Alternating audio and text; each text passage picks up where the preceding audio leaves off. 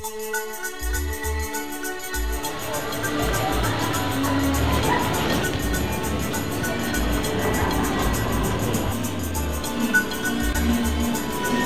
where I'm going today.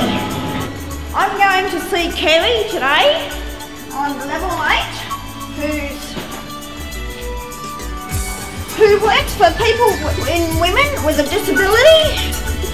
Level 8. Jane, you ready for the interview? Yes, I am actually, yes. Okay, for question 1, Karen. Do disability service have gender blindness? What does that mean for women with a disability? It's a really interesting question. It is actually.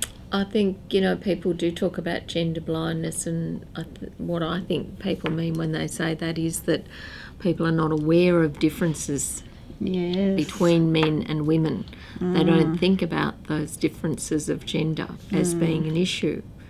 And so what it sometimes means is that the particular issues for women with disabilities are not taken into account. That's right. So if we say disability services are unaware of gender issues, then I say, yeah, that's a concern. Yes. Now, question 2.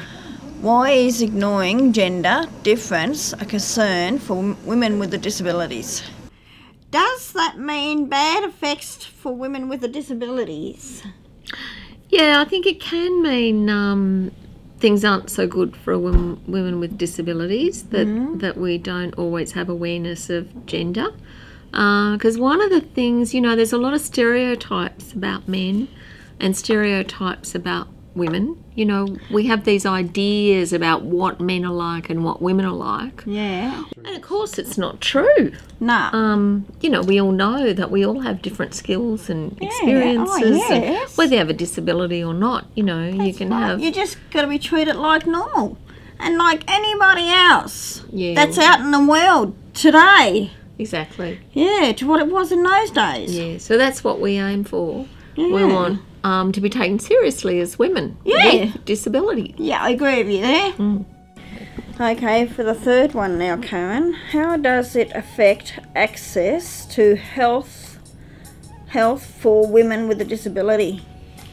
Yeah, well, if there's a lack of understanding of what women need in their health, then you don't get encouragement and information about the fact that you should have breast self-examination to make sure that you haven't got any unusual lumps. Yeah. Women over a certain age should have regular breast screen. Yeah. And so it's really important that everybody's aware of those women's health issues.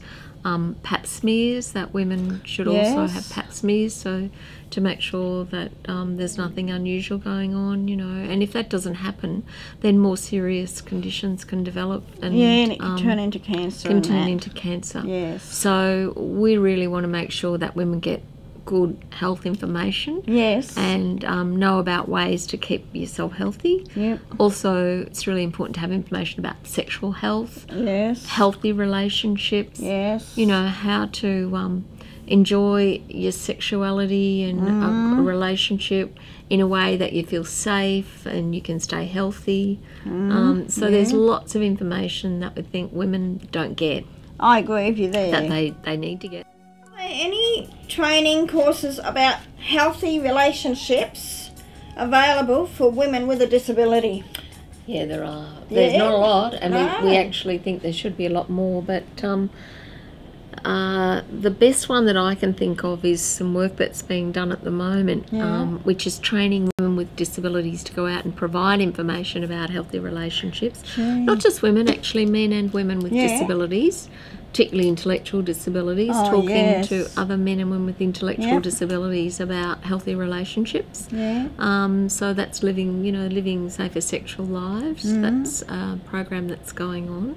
Here and there you get programs on healthy living and healthy relationships being provided by community health services. Are women with a disability made aware of their rights to live free from violence? Well, of course, the Convention on the Rights of Persons with Disabilities says very clearly that women and men with disabilities have a right to be free of violence. Yes. And that services, in fact, have a responsibility to make sure that there is a good response to anyone who's expressing concern about violence. Yes. There's a really good DVD that's just been made by Ways, which is a family violence service in the southern region, and it's called Tell Someone.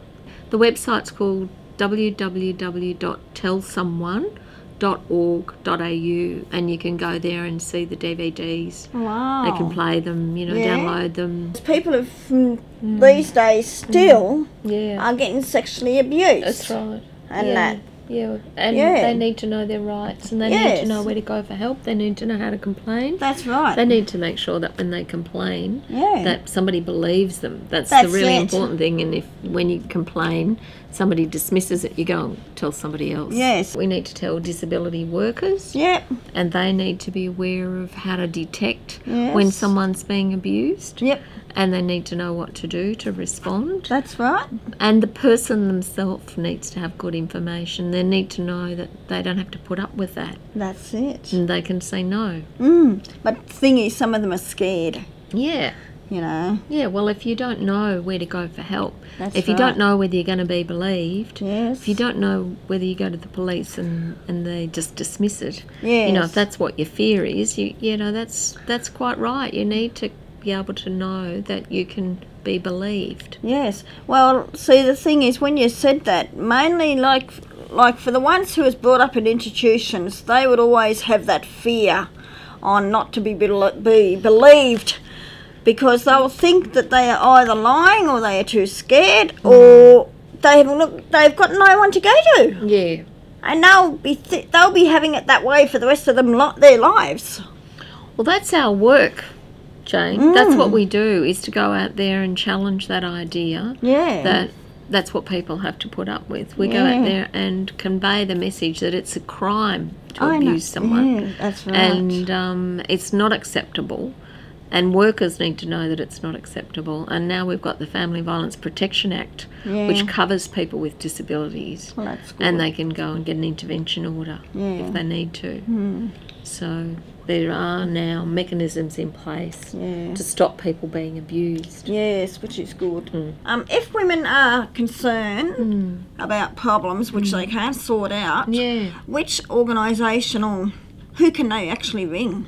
Yeah, look, a good referral number to call for any information for women is the Women's Information and Referral Exchange. That's WIRE. Oh, And their phone number is 1300 134 130, and they're around on a Monday to Friday, 9 to 5. Karen, what about if it's a crisis situation?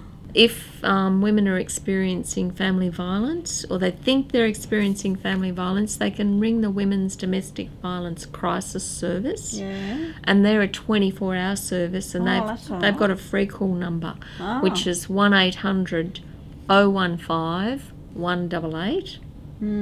That's 1800 015 188. What about if women are concerned about their sexual assault, or if they were raped or that? Who can they go to? If women are experiencing sexual assault or want to talk about an experience of sexual assault, there's a 24-hour number for that, and it's 1800 806 292. That's good. Yeah. Is there a referral service for men? If men are concerned about their behaviour or their violence, they can make contact with the free call number being 1800 065 973. Oh, that's good. Karen, thanks very much this afternoon for your interview. It was very good questions and that what we both asked each other. And, I just hope we can go somewhere with this. Well, thanks, Jane. It's fantastic to have had the chance to talk about it. Yeah. And hopefully it means that we'll get the message out to people out there who might be able to, spread the word about what we are trying to do for women with disabilities. Yes. So thanks for the opportunity. Thanks very much for that.